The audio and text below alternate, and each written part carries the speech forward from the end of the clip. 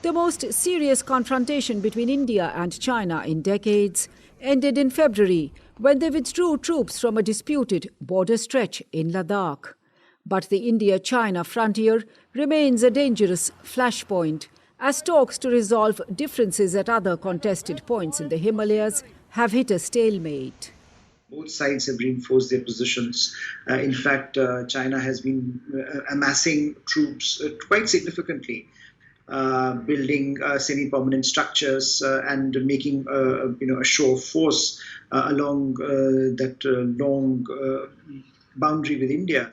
India, which had long focused on rival Pakistan, is now preparing to meet the security challenge from its much bigger neighbour.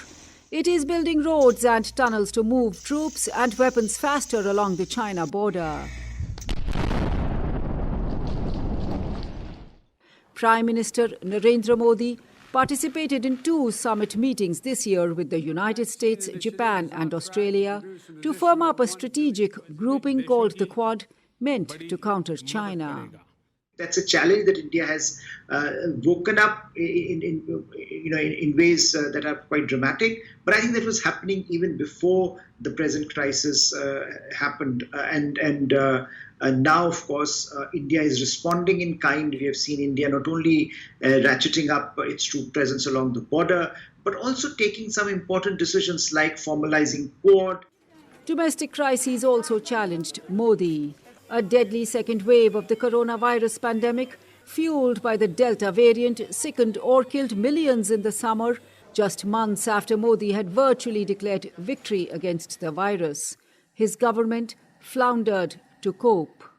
And you had oxygen shortages, hospitals overwhelmed, and this very tragic sight of bodies awash the river Ganges, which people will take a long time to forget.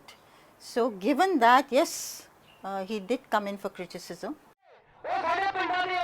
Thousands of farmers who camped on roads around New Delhi to lead a year-long protest against market-friendly reforms won a huge victory when Modi scrapped the laws.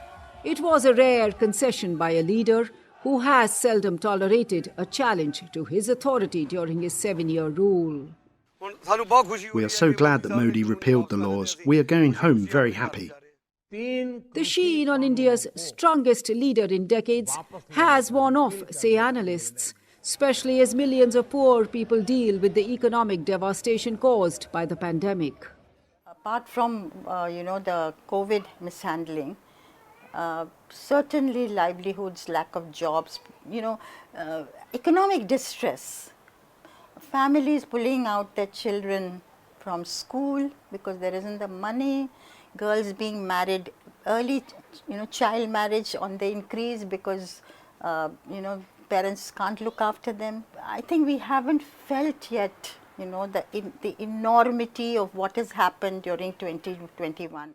Coping with a more assertive China and addressing economic distress will continue to challenge India. Anjana Pasricha for VOA News, New Delhi.